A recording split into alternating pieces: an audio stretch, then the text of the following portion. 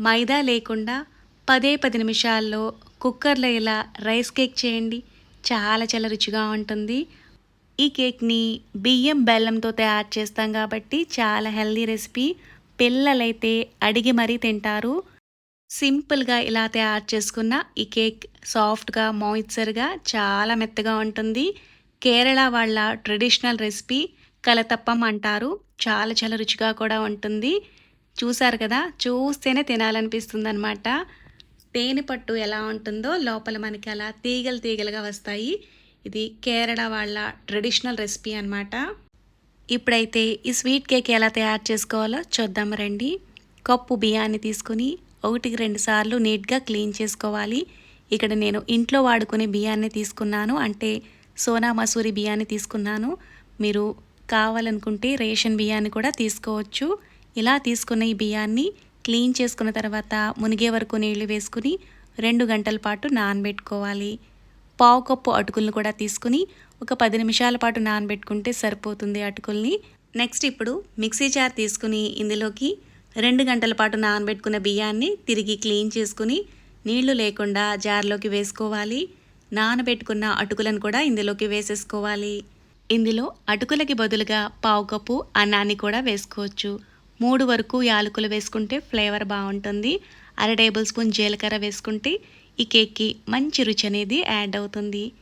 2 table స్పూన్ల వరకు పచ్చి కొబ్బరి ముక్కలు వేసుకోవాలి. చిటికెడు ఉప్పు వేసుకుని నీళ్లు వేయకుండా ముందుగా మిక్సీ పట్టుకోవాలి. ఇలా మిక్సీ పట్టుకున్న తర్వాత ఇందులోకి మొత్తం 1 కప్పు వరకు నీళ్లు పడతాయి. నీళ్ళన్నీ ఒక్కసారిగా వేసుకోకుండా కొంచెం కొంచెంగా నీళ్లు వేసుకుంటూ ఏ మాత్రం పలుకు లేకుండా మెత్తగా రుబ్బుకోవాలి.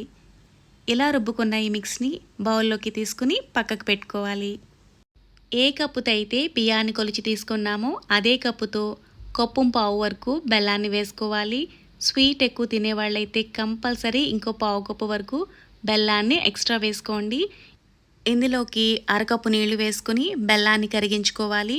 ఇక్కడ బెల్లం ఎలాంటి పాకం రావాల్సిన అవసరం లేదు, కరిగితే సరిపోతుంది.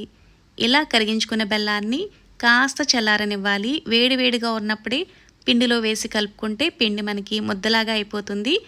ముందుగా రుబ్బి పెట్టుకున్న పిండిలోకి పావు టేబుల్ స్పూన్ వంట సోడా వేసుకుని అంతా కలిసేట్టుగా బాగా మిక్స్ చేసుకోవాలి.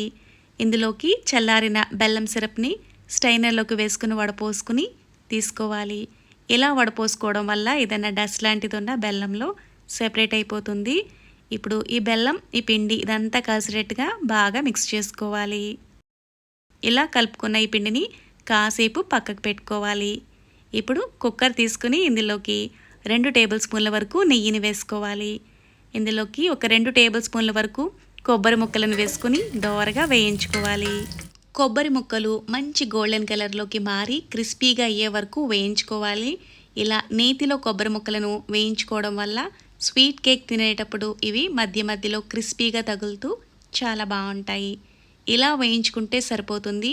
మంటని మీడియం ఫ్లేమ్లోనే ఉంచుకుని ముందుగా రెడీ చేసి పెట్టుకున్న పిండిని గరిటెతో అంతా కలిసేట్టుగా బాగా మిక్స్ చేసుకుని కుక్కర్ బాగా హీట్గా ఉన్నప్పుడే ఈ పిండిని కుక్కర్లోకి వేసుకోవాలి.